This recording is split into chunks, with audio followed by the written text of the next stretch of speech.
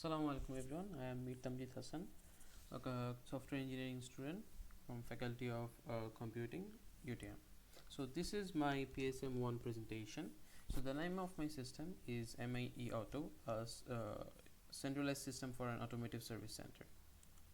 So in this presentation, we will be talking about the problem background, the objective, the methodology we are going to use for the project, the requirement and analysis, and also we will talk about the software design of this project. So let's begin with the problem background. So the system I'm working on, it's for a stakeholder, and the stakeholder is Mappies International, which is an automotive workshop that provides car services and also sells car parts on both pre-orders and also upon availability.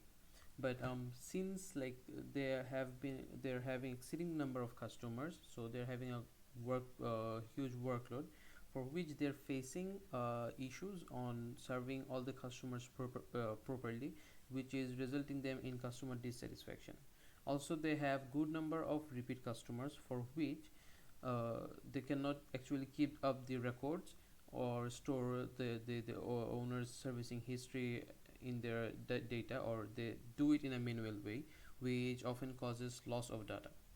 Then they also have lack of car parts availability. Sometimes when the customer wants it, they do not have it, or maybe sometimes like they bring it when the customers can order priorly.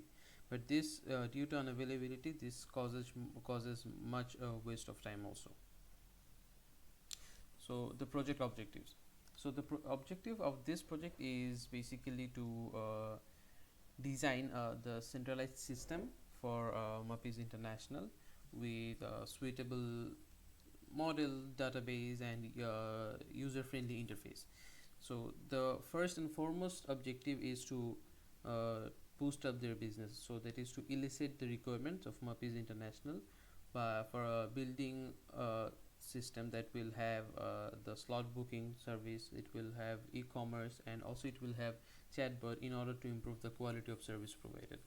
Also, the project objective is to develop the system based on the proposed design, to test the developed system using the software tester in order to ensure it's a stable and fulfills the requirements provided by Mappies International. And all these things have already been done in my PSM1 report. In the SRS, in the SDD and the STD, I have tried my best to work with all these things and open up the architecture model, the database design, the user interface design, and so on. On the project scope. So the scope is that to create a web application with a user-friendly interface that will help the user to book appointments for their car repair prior to the coming to the workshop, and also they can buy car parts online from their online store. Then there's another scope for creating a database structure that can include all the information required, including users data, appointment information, and service details, and so on. Then implementing the system that allows the users to schedule the appointments based on their preferred date and time. They can the system should also have the features for appointment confirmation, rescheduling, and cancellation. Then creating a system that allows the mobile workshop owner, that is the admin, the owner of Mappies International, to record the customer details and also history. And it also has the scope is also implementing a system for user management, including user authentication, registration, and profile management, that is the edit profiling and so on. Now coming to the system comparison. So the system comparison is basically for the existing systems. So since I have a stakeholder and I have been given the requirements by the stakeholder, I will be developing according to his requirements. But still there are some existing systems like the one I'm going to develop. There is this Goodyear, there is Jiffy Lube, there is O'Reilly Auto Parts. So upon the analysis, I have found out that Goodyear and Jiffy Lube both have the appointment booking system, but the O'Reilly does not have it. but our system MIE Auto is gonna have it. Then there is no e-commerce option for Jiffy Lube, but there is for the both for the other ones, but our system will have it. Then chatbot, Goodyear Goodyear has chatbot, but Jiffy Lube does not have chatbot. Our system will also have chatbot. Then we have the service info, register customer vehicle. So both of this is either limited and or there is none in any of this. But MIE Auto will have it, and it will also have in-depth service info for the customers that we are providing the service. Then other than O'Reilly, Goodyear and Jiffy, they do not Jiffy Lube does not keep their customer history, whereas Goodyear and O'Reilly are stored. Then store customer details, yeah, all of them store customer details, but the navigation in Goodyear and Jiffy Lube is not user friendly. It's a bit confusing. In O'Reilly it's very complex. You cannot easily navigate through pages. It's very hard or not user friendly, to be very specific. Then in all of this there is many promotional content which disrupts or distracts the people from their use. Mostly in O'Reilly there is excessive promotional content. So in our upcoming MI Auto we will focus on having all of this: the appointment booking, e-commerce, chatbot, service info, register, keep customer, store customer, navigation. I'll try to keep the navigation simple and user friendly, and the promotional content, there will be no promotional content in that. And then the technology used.